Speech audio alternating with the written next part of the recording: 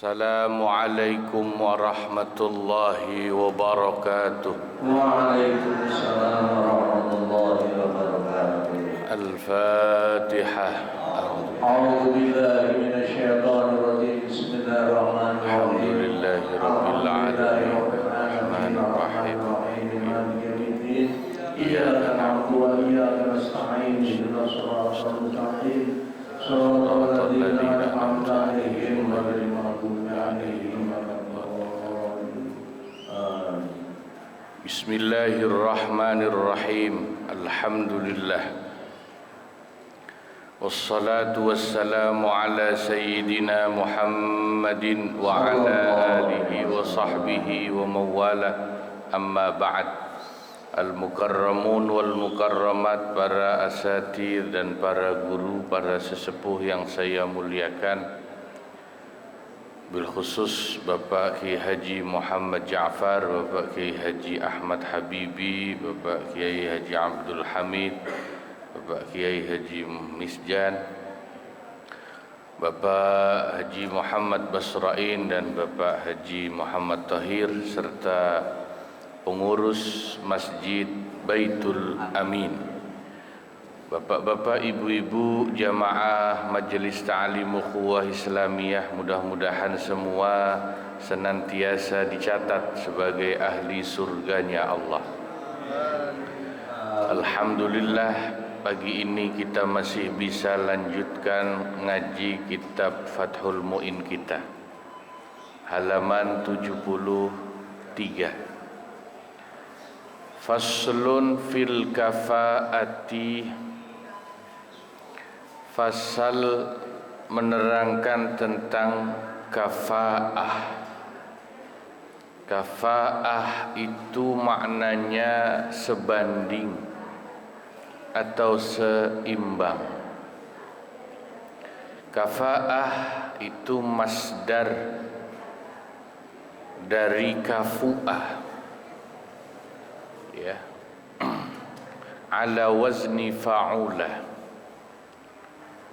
Dalam kitab Alfiyah dikatakan fu'ulatun fa'alatun li fa'ulah, kasahulal amru wa zaidun jazulah. Itu baitnya. Ala wazni fa'ula, masdarnya boleh fa'alah, kafu'a, kafa'ah. Ada juga menggunakan masdar kuf'an atau kufwan,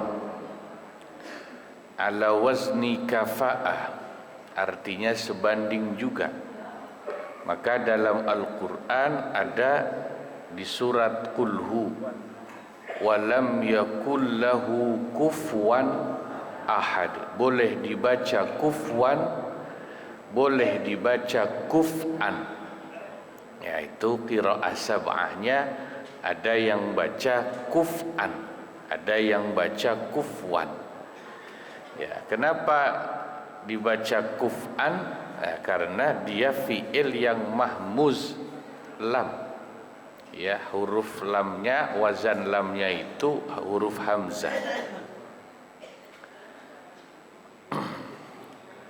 Tujuan adanya kafaah dalam pernikahan itu lidaf'il 'ari wad darari.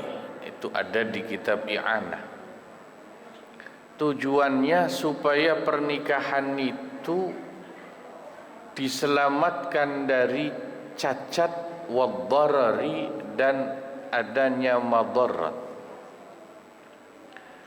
Maka suami istri seyogyanya adalah pasangan yang sekufu atau memenuhi kafaahnya, sebanding setingkat. Wahia, adapun kafaah itu mu'tabaratun, adalah sesuatu yang dianggap penting,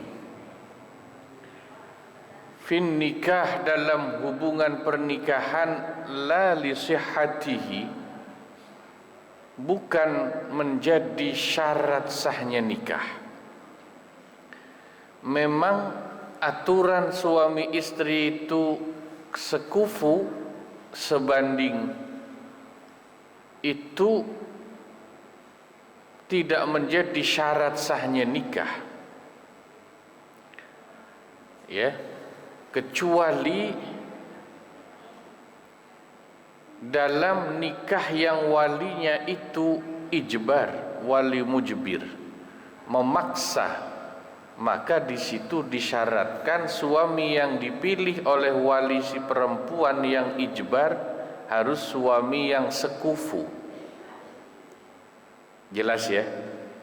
Sekufu itu tadi sebanding dari sisi nasabnya, agamanya, ya, ilmunya, hartanya. Kafaah tidak menjadi syarat, tapi sesuatu yang penting.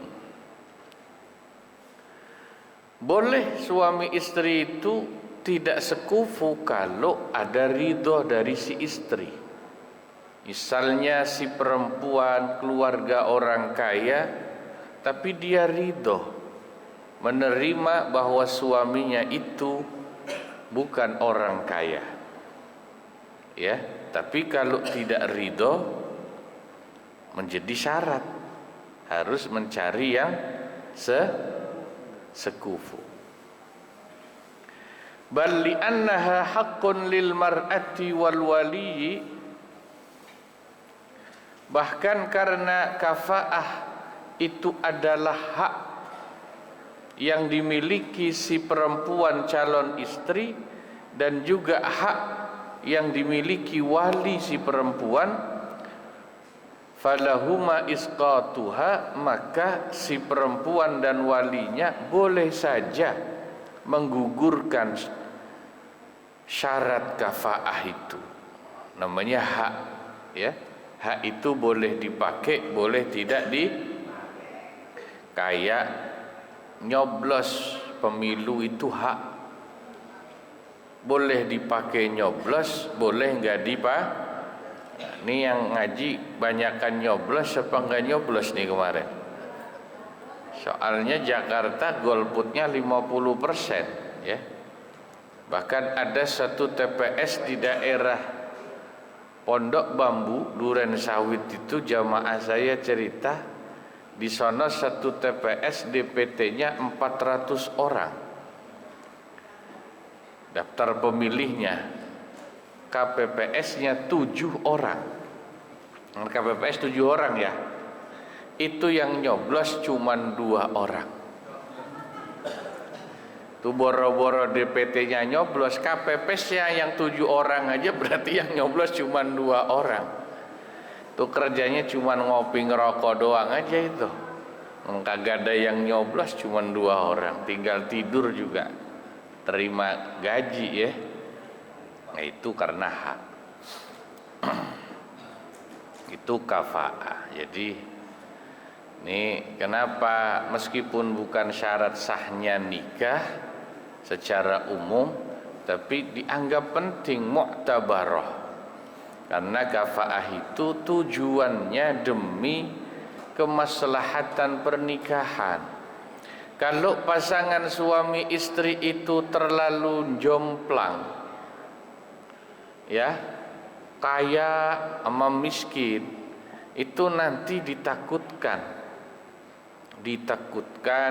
rumah tangganya tidak harmonis. Misalnya si perempuan kaya banget, suaminya miskin banget, nanti akan terjadi satu ketika rumah tangganya itu konflik, menjadi pemicu.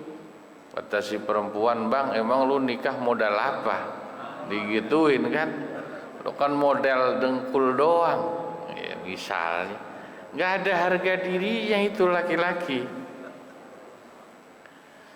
Atau si perempuan itu pendidikannya tinggi sekali, S3 misalnya, doktor, ya. Nah, laki-lakinya boro-boro S1, SD aja nggak tamat, misalnya. Itu nanti juga bahaya, ya. Nah, itu contoh. Jadi ini menjadi penting. Oleh karenanya kenapa Rasulullah sallallahu alaihi wasallam itu memberikan tuntunan kepada kita kalau milih pasangan itu lihat 4 faktor itu kan. Tungkahul bar'atu li arba'in, perempuan itu dipilih jadi istri karena 4. Ya. Li jamaliha walimaliha walihasabiha walidiniha, cantiknya karena hartanya, karena nasabnya, dan terakhir karena agamanya, supaya satu orang juga ngukur. Meskipun cita-cita laki-laki pasti pengen nyari istri yang cantik, tapi juga harus ngukur dong, ya kan? Ya, jangan terlalu tinggi. Ngukur kalau kita ini gajinya UMR misalnya, jangan dong nyari istri yang kayak Dian Sastro, ya itu terlalu menghayal Pak namanya. Pak, tapi kan nyatanya jodoh itu kadang ada tukang ojek ketabrak mobil mewah, terus malah jadian nama perempuan yang naik mobil mewah itu kan sinetron.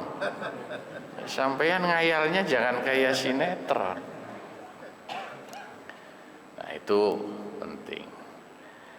Wala yukafi'u hurratan, maka wanita yang merdeka asliyatan sejak dari semula, au atiqatan, atau merdekanya itu karena dimerdekakan, wala man la yamassahar riqqu, dan perempuan yang tidak pernah terkena status perbudakan, au aba'aha awil aqraba ilaiha minhum, atau orang tuanya atau kerabat yang lebih dekat kepadanya tidak pernah terkena status budak, itu tidak sebanding ghairuha, tidak bisa membandingi siapa ghairuha, laki-laki yang tidak merdeka atau keluarganya pernah menyandang status budak. Bi alla yakuna mislaha fi dzalik, penjelasan dari ghairuha itu yaitu laki-laki yang tidak seperti status kemerdekaan si perempuan itu. Jadi yang pertama dalam bab kafaah ini yang dibahas adalah tentang status merdeka atau budak. Wanita merdeka, keluarganya merdeka, bukan berasal dari status budak, itu sekufunya sebandingnya juga harus sama-sama dengan laki-laki yang merdeka gitu ya.